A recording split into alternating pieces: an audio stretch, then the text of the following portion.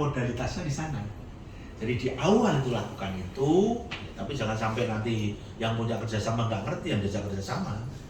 Ya kan nggak ada kerjasama berarti numpang-numpang sama pengawasan kan. Yang ketemu lah, ketemu dengan pihak-pihak terkait di sana sehingga nanti bisa dilakukan itu, tidak langsung dilakukan. Nanti pembenaran kan kita lakukan. Besok kalau ada asosiasi kan bisa itu ketemuan nanti, ketemuan kita setiap negara bisa kita bangun itu. Ya mudah-mudahan anggaran KP2 ini ditingkatkan. Kan Bapak Ibu dengar semua dan lihat. Ya kan ketika kita bareng Kementerian Ketenagakerjaan pasti melihat kan? Ya kan? Itu penting. Kalau kita digandengkan dengan BGN lebih rumit lagi kan? BGN dananya sekian triliun, kita dananya miliar untuk pengembangan kementerian dengan berapapun kita tetap lakukan, ya kan? Upaya-upaya kita nggak boleh berhenti. Kementerian kan nggak boleh berhenti, Pak. Melayani Bapak Ibu nggak boleh berhenti. Tapi yang paling penting adalah Bapak Ibu sekalian adalah ini punya kerjasama. Sinergi kita bantu. Kesulitan tadi akan kita untuk menata di masing-masing negara.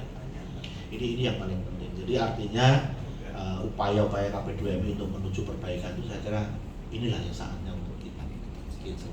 Sehingga kesempatan ini dari sisi penempatan kami terus dorong itu. Saya tuh mendingan tuh kalau lama-lama itu nggak ada di perlindungan gitu. Ya kan betul. Iya. Loh kalau nggak ada kasusnya kan aman kan gitu kan. Besok kita ganti di jenderalnya diganti gitu kan. Apa yang disampaikan oleh Pak Anas selaku Dirjen. Ini baru era baru di mana dari kementerian sebagai pembuat kebijakan kemudian akan setiap bulan sekali secara rutin bertemu dengan kami pelaku-pelaku untuk diskusi mengenai apresiasi sekali Pak Anas kalau memang itu betul-betul dilaksanakan. Sehingga maaf sekali dengan tidak mengurangi rasa hormat, jangan seperti selama ini Pak. Kami kalau keluar kebijakan, kami jantungan. Apalagi ini. Contoh Pak, kalau kemarin itu bukan kami menyalahkan agreditasi dan lain. Contoh, Saudi 15 tahun PT-nya tidak jalan. Apa yang mau diagreditasi? Kami juga yang lain-lain juga sedang tidak baik-baik saja. Coba kalau ini setelah setiap bulan kita bertemu segala macam, 10 kali itu tahun depan bawa akreditasi, itu pasti itu sudah tidak ada masalah. Kemudian kemarin ada kebijakan Pak nomor 17 tahun 2025 itu kalau kami orang hukum menganggapnya itu bagus, tapi Pak di lapangan itu terjadi sesuatu yang mungkin mereka tidak paham. Kalau kami tahu bahwa itu akan merubah dari Perkabadan kalau nggak salah Pak ya, Perkabadan nomor 9 dan zero cost. Kalau di situ kan bukan begitu.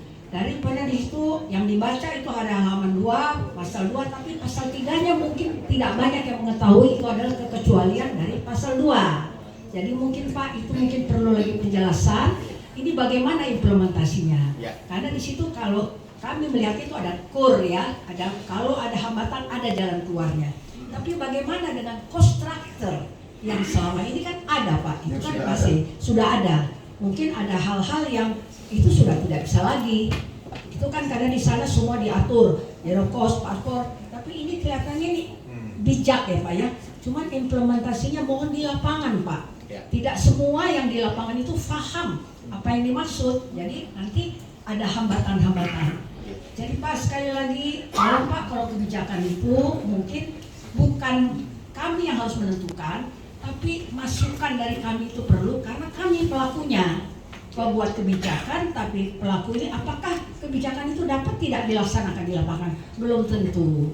Jadi mohon ada masukan sehingga yang Bapak inginkan tadi itu akan tercapai. Agreditasi nanti dulu Pak, apalagi kalau kepala cabang. Kepala cabang itu ya kita tahu lah latar belakangnya. Bingung Pak kita, ya kan? Nanti Pak setelah itu 10 kali bertemu saja. Aman Pak. Amin. Kalau mau mengunjungi kantor ya kalau semua aman pasti kantornya juga sudah beda lah barangkali. Ya, berarti Saya besok kira- kita lakukan saya kira- bikin Pak. Siap. Pak, siap. 2017. Sedangkan pernyataan dari Pak Menteri pada waktu itu izin satu-satunya pekerja migran Indonesia adalah SIP 3 ini. Tapi di sini perhubungan masih menerbitkan SIUPAK yang sekarang menjadi SIUKA. Nah itu yang menjadi alasan bagi kami harus seperti apa? Kami ini kami pelaku usaha itu ingin kepastian hukum. Kami ingin nyaman prosedural, tidak selalu menjadi bulan-bulanan seperti yang disampaikan Bu Erika tadi. hanya sebagai alat pelengkap penderita. Iya, ya. Jadi kita ketika pekerja migran dipuja-puja sebagai pahlawan devisa, kita pencipta pahlawan devisa itu hanya dipopulerkan ketika bermasalah saja. Nah, ini kami baru kemarin di demo, mungkin di Kemenp 2M ada demo, itu mendemo perusahaan saya. Karena kami tidak melakukan sijil pada salah satu ABK yang diberangkatkan.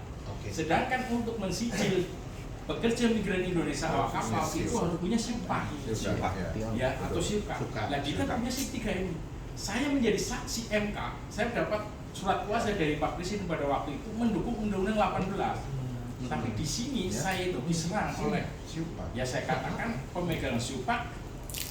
Walaupun dengan resiko kami ingin perbaikan dan perlindungan yang baik, tapi sampai saat ini memang tidak ada wujud nyata bagaimana pemerintah memberikan kepastian terhadap bagi kami pelaku usaha di bidang perkapalan ini.